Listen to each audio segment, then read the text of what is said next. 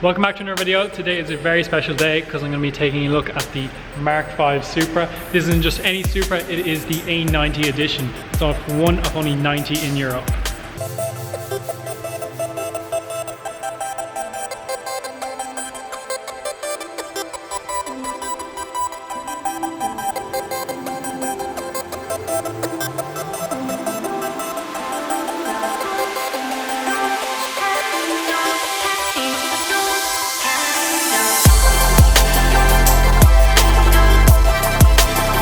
The Supra has dominated YouTube and has been all over YouTube for the last few months, and this one here is a little bit different to most of them, as is the A90 edition. There's only 90 of these in Europe and only one in Ireland. The main difference with the Supra is that it has a grey matte paint. The Supra also has 19-inch alloys. These are a black matte, and this is specific to the A90 edition as well. And the third thing that is different from this to most Supras is the interior. The A90 has a lovely red interior. It looks so nice. Red and black steering wheel and all the leather, even the centerpiece, everything red leather. So nice. This is my first time looking at a Mark V Supra at all, and it gets to be the A90 edition. This is a Toyota Ireland press vehicle, so it's not for sale at the moment. They use it for their press vehicle for showing, bringing the car shows and stuff like that. But it's such a nice car. So my first thoughts of it, one of the main differences that I actually didn't realize until getting into the car is that there's no rear seats, unlike the Mark IV Supra that has the bench in the back and has two seats back there. But it does feel so spacious compared to coming from an MX-5 with two seats. The legroom in this is just insane. You can put your legs, like I'm 6'1.5", and you can put your legs all the way out straight and have room behind you. One of the things that the Mark V has kind of kept from the Mark IV is the boot. It's a hatchback, which is kind of unusual about this, is that there's no button at the back to open it. There's nothing down there, just a camera. So you have to use, not my Mazda MX-5 keys. So to open it, you need the Toyota key, and you need to use this button, or you can open it from the inside as well.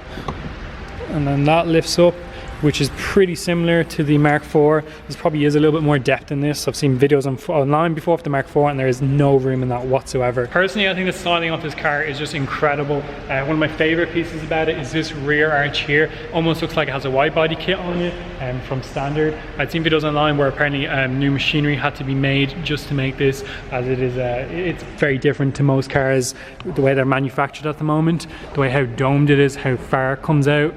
It just looks crazy. Taking a look at the front here as well is obviously a really appealing car. Two at the front. You can see the vents here where Toyota has left so many places for future modifications to be done. So these are vents here. They look like they're fake. Well, they are fake at the moment, but they can be taken out to cool the brakes, or you can use them, take that out and take the one out up here, use it for downforce. There's the other ones at the front here. As you can see, there is a little black piece in here. That is to stop overcooling, which was happening with the entire thing cut out. And then same up here, there's more vents up here that can be taken out. All of those things have been left in for future modifications and aftermarket salespeople to make pieces so the Supra can be modified. So the engineers have left so many places like this for increased cooling in the future. If someone comes along and wants to increase power, there's easy options there for increasing cooling, such as the brakes. If you want to increase your brakes, bring it to the track, you just pop out those side vents and you've increased cooling for your brakes. If you want to fit a bigger radiator, or you just want more cooling for your stock radiator, if you're making more power, that can be taken out. I'm sure that can probably be cut out easy enough, or you could probably just buy a whole new grille. And then same with these ones here, they all pop out. So I'm going to take a look under the bonnet by popping this hood latch wherever it may be. Oh, where is it? Oh, there it is. So you need to pull this twice because there are two hood latches. Looking under the hood, you can see there's even more places here where Toyota has left basically spaces for aftermarket manufacturers to come along and make more pieces to improve. I wouldn't say improve, but modify the car. So you can see here they've left spaces here. They've even threaded a hole for bracing. They actually did try out putting bracing there, but it made the car too stiff. But it depends what someone wants to do with the car in the future. They might be making more power. Depends what they're going to be doing. They might want it to be stiffer than it is at the moment. Although they have said this is the stiffest car that they've made so far, and that comes from one of the main things that is more noticeable is the is right here, how wide this is compared to a normal car and compared to Toyota's normal standards. It's extremely wide down there, and it would make the car a lot stiffer.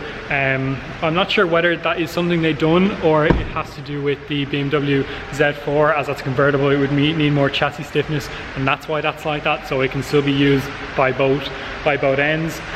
Okay, so I have my GoPro on. We're going to jump in, start the car, let it warm up for a bit, and then we'll give it a few revs and see what it sounds like.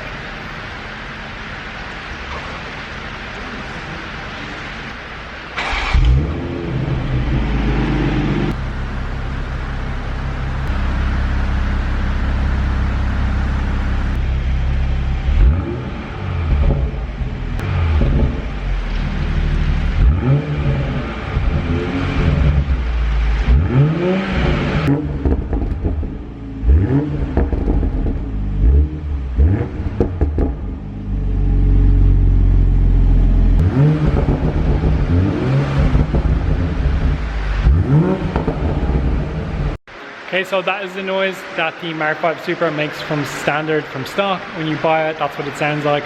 I was revving at the start with it not in sport mode, but Jesus, when you put it in sport mode, it pops straight away. You rev like 2,000-3,000 revs, and it lets you go off the accelerator, and it'll pop all the way back down. Thank the guys here at Toyota for letting me come down today. I made them a set of show plates for the Supra. I think they look pretty cool. On the front, they can't really go on yet because it's a fixed license plate.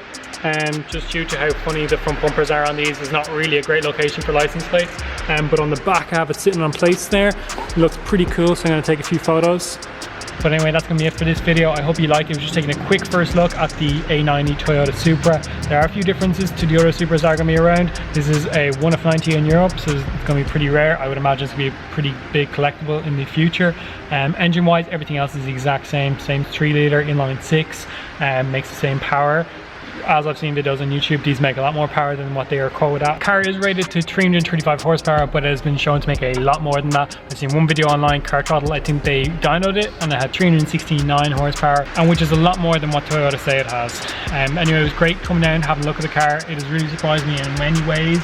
With the cockpit, I just absolutely love everything about the car. The colour is so nice as well.